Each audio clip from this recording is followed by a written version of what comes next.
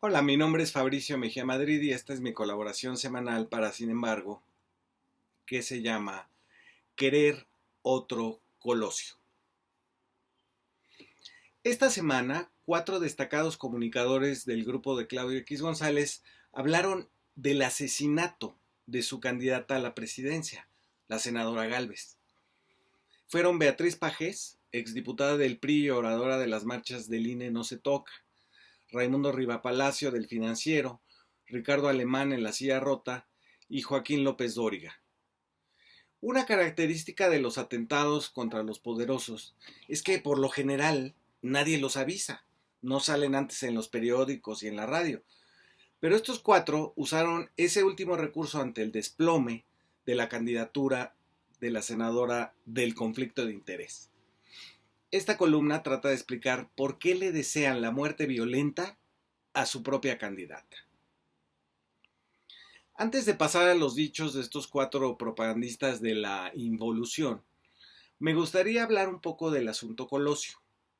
Como ustedes saben y recuerdan quizás vívidamente, el 23 de marzo de 1994 se asesinó a Luis Donaldo Colosio, candidato del PRI para suceder a Carlos Salinas de Gortari en la presidencia de la República.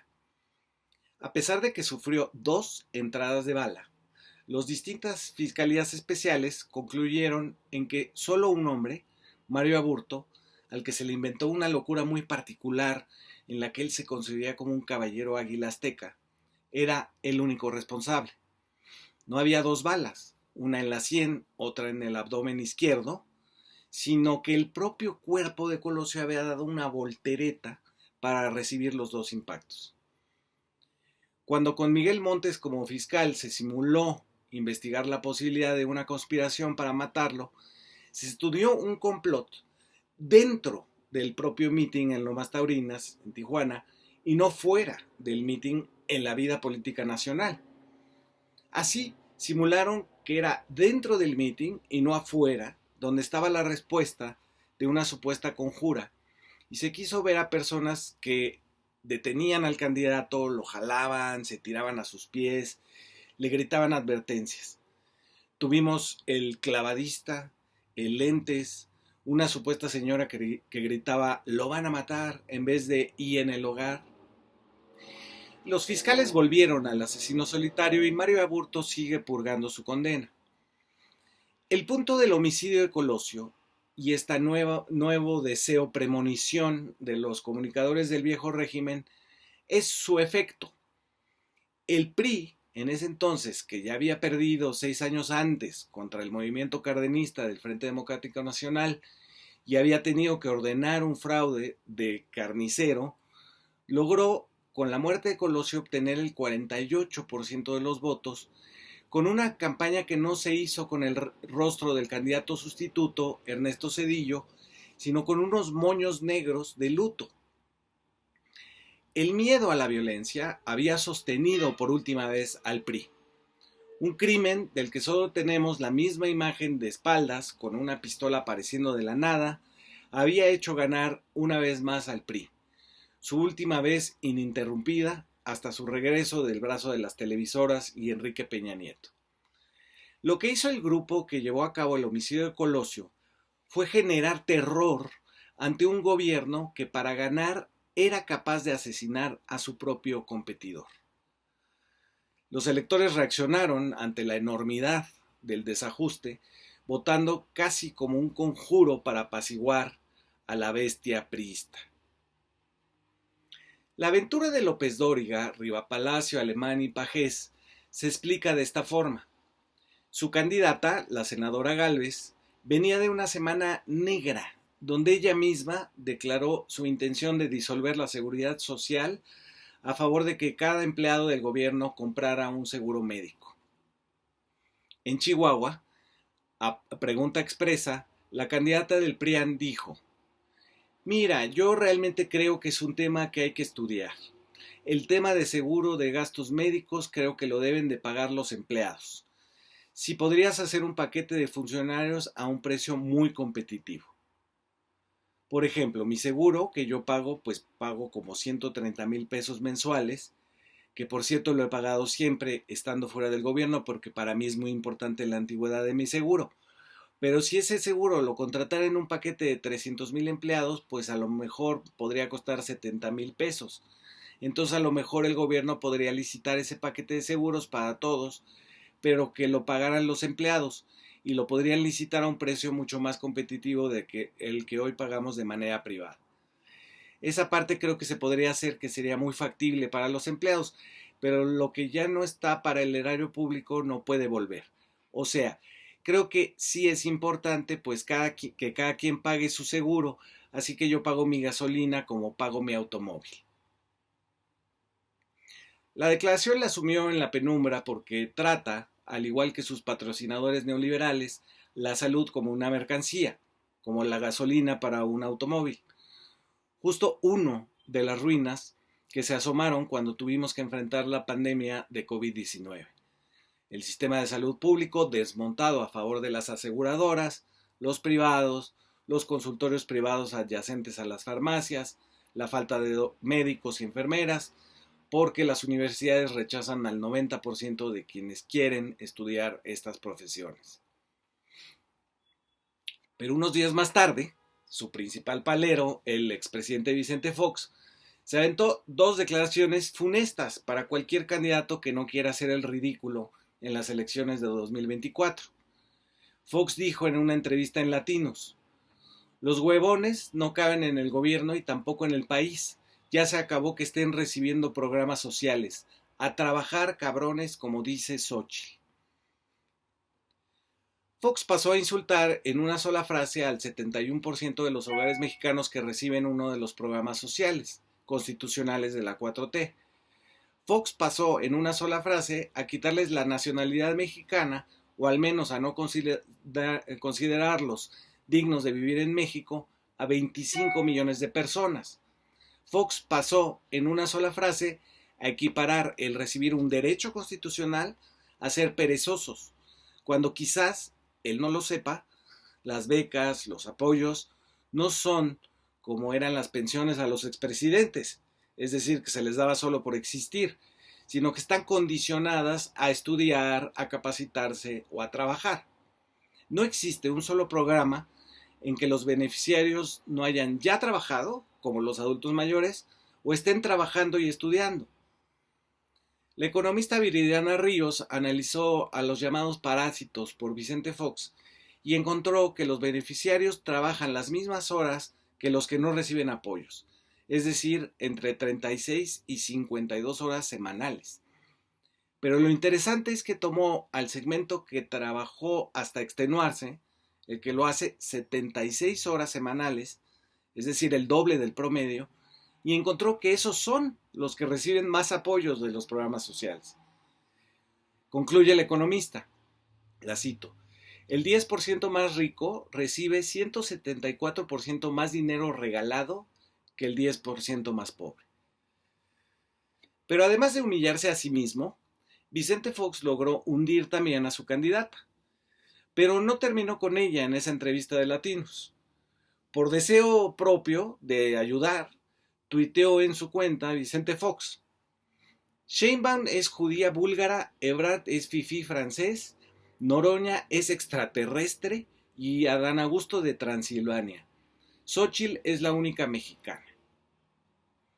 A su manera, Fox quiso abarcar un tema que está latente en la derecha del PRIAN, la xenofobia. Han dado muestras de ello al protestar contra la implantación de los programas de siembra de árboles y de capacitación de jóvenes en Guatemala, Honduras y El Salvador para despresurizar las olas migratorias. Las senadoras de Acción Nacional han dicho que se les da el dinero de los mexicanos a los extranjeros. Dijeron lo mismo cuando se contrató a los médicos cubanos para atender poblaciones marginadas. Dijeron lo mismo cuando se rescató a Evo Morales de una muerte segura durante el golpe de Estado en su contra en Bolivia. Les preocupaba mucho cuánto ganaban los salvadoreños o los médicos cubanos o qué comía Evo Morales.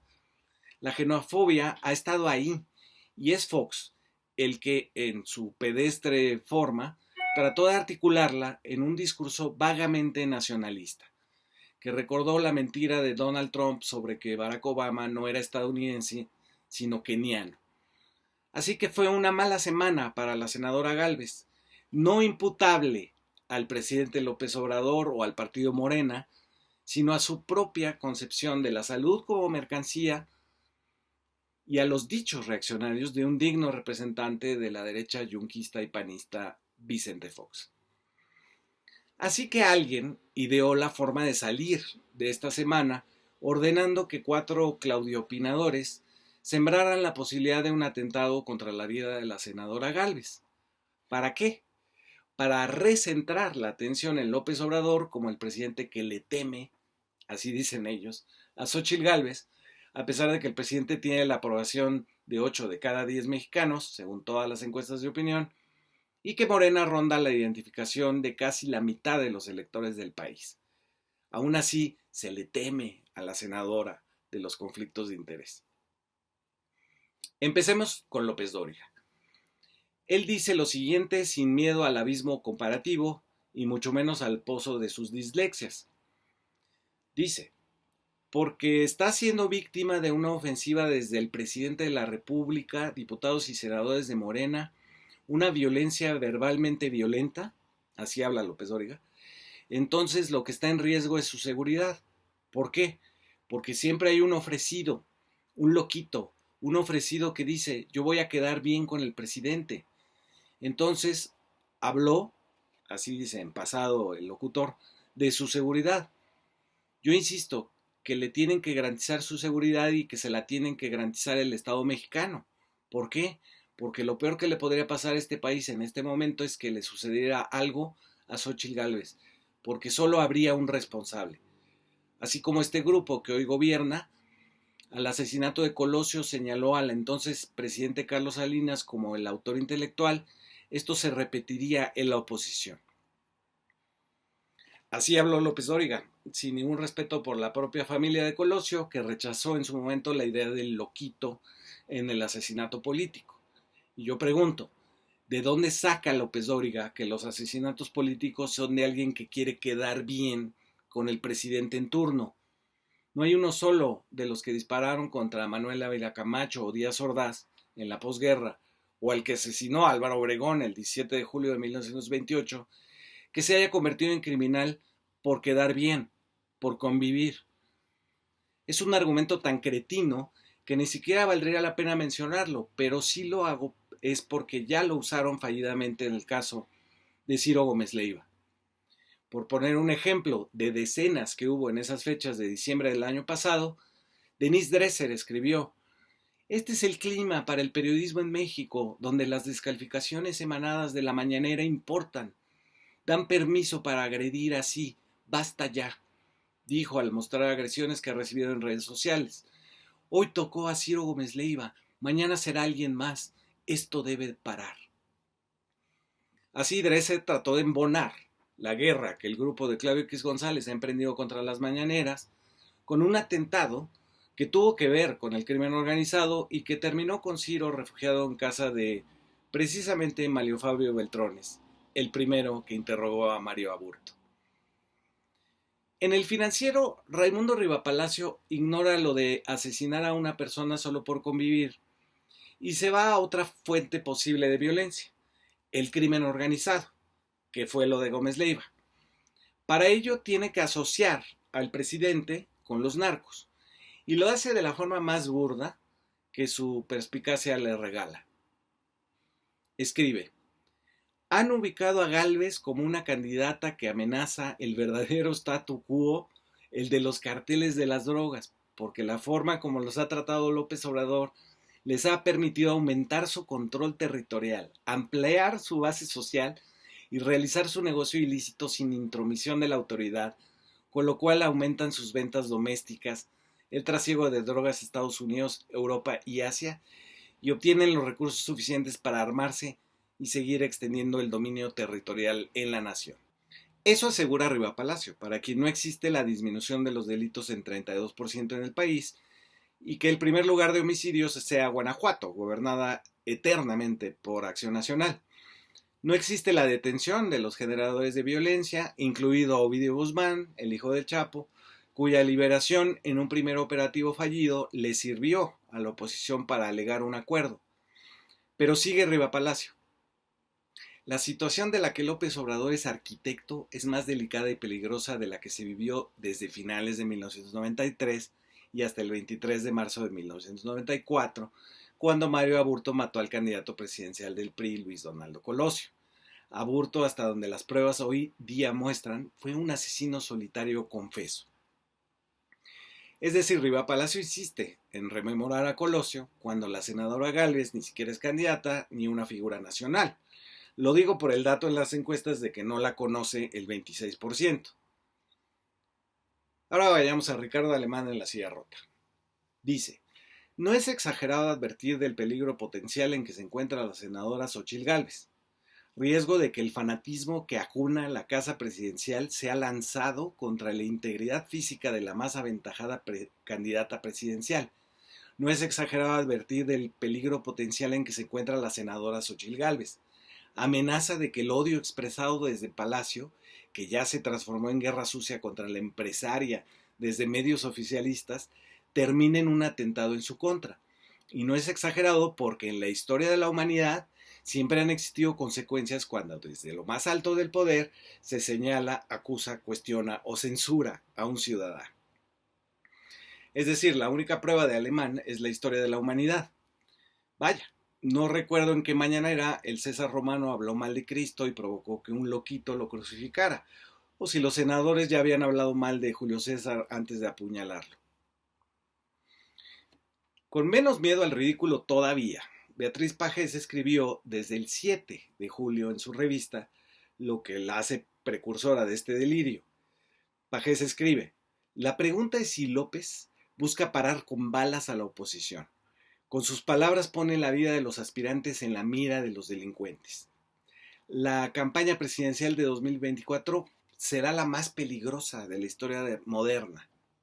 Si en las elecciones intermedias del 2021 los narcos secuestraron y asesinaron candidatos para favorecer a Morena, en la contienda por la presidencia un magnicidio puede llegar a formar parte de algún plan. El gobierno está obligado a cuidar la integridad física de los futuros candidatos a la presidencia.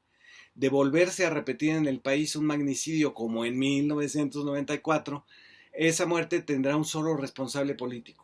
López Obrador acabará sus días tratando de hacer olvidar lo que él mismo sembró y propició.